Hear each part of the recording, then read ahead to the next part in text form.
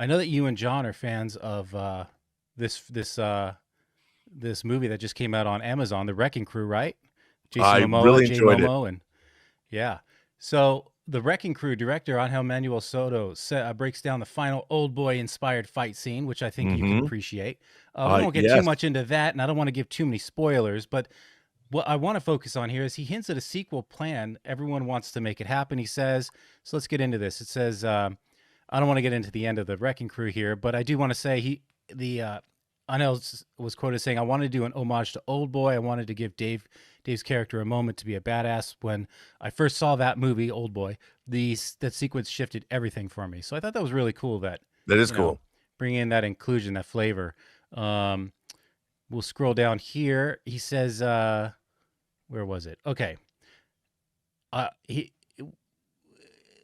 where he wanted to pay homage to the characters of the film. I don't want to say what happens at the end, but he said the spirit of those movies was, 80s films. He mentions 48 Hours, of course. I think we could, Yep. and obviously Beverly Hills Cop, movies like that, and Lethal Weapon, right?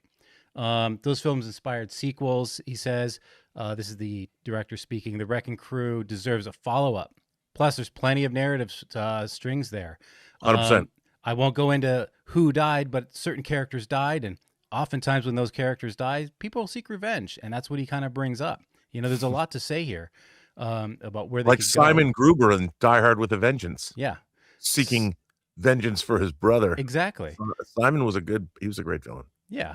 Not as good, but Soto says that Momoa and Batista would obviously love to get back in the saddle, but also that the director, the writer of the series of the franchise, wants to get back in the saddle too. And I would assume, based on critical reviews of this, that Amazon is probably open to a sequel too. Do you want to see more Wrecking Crew?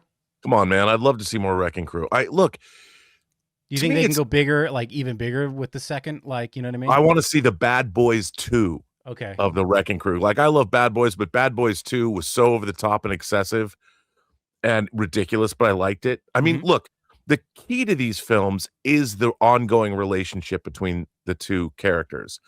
And I think one of the great examples of that is Lethal Weapon 2. Like, the first Lethal Weapon is pretty somber. It's pretty Mel Oh yeah. Gibson puts a gun in his mouth at one point, Yeah. but you get to Lethal Weapon 2, and if people remember, you see the Warner Brothers logo. And over the logo, you hear dun dun dun dun dun dun Yeah. dun dun dun dun dun. You hear the Looney Tunes, and then it cuts to Mel Gibson and Danny Glover in the car, and he's pounding, going woohoo, and it drops you right in. It immediately Into the establishes action. into the Yeah. action and the kind of movie that you're going to see. And I think once you have that, the Momoa and the Batista characters established, you now have that action film shorthand that you can rely on. And I think, man, it's great to have them, because to me, this is a perfect pairing of characters and actors in a role. It just depends on how many people watch it. What are Yeah. those analytics like, Jonathan? And I'd say because of how it turns out, one, you still have the revenge,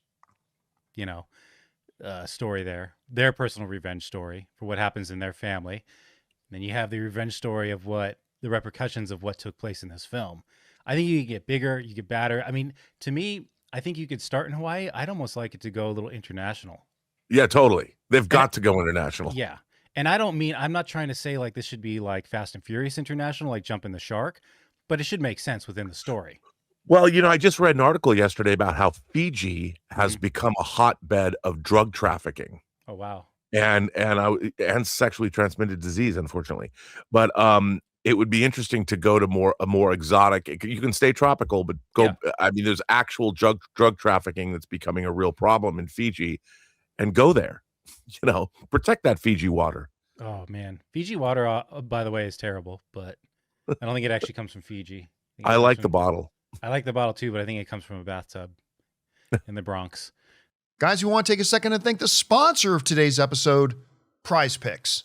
Well, the big game is almost here, and there's no better way to cash in during America's biggest sporting event than with PrizePicks, where it always feels good to be right. With the football season coming to a close, this is your last chance to jump into football action before next year, and PrizePicks is making it easy by giving you $50 instantly in lineups when you play your first $5 lineup. What I've always loved about PrizePicks is how simple it is. You're just picking more or less on player projections, building your lineup, and rooting at home while you watch the game. I also really like their early payouts feature. If a player gets off to a hot start, you can cash out before the game even ends. And with the new social feed, you can follow other players, copy lineups that you like, or use them as inspiration for your own. So don't miss out.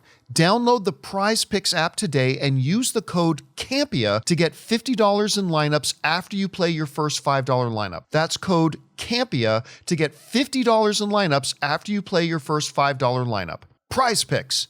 It's good to be right. But anyway, so what do you guys think? Are you guys excited? Have you guys checked out Wrecking Crew? Hopefully I didn't spoil too much. I didn't want to there was a little more we could have gotten into detail, but I don't want to spoil it for people who haven't seen it. But it sounds like everyone's on board. Haven't heard from Amazon yet on this, but I can't imagine they don't want to do a Wrecking Crew sequel. Let us know in the comments below. Hey guys, thanks so much for watching this video. Make sure you like the video, leave a comment, and subscribe to our channel. And don't forget, we have a daily podcast called the John Campea Show podcast, available on Apple Podcasts, Spotify, or your favorite podcasting app of choice. Go and subscribe to it today so it'll be there when you need it.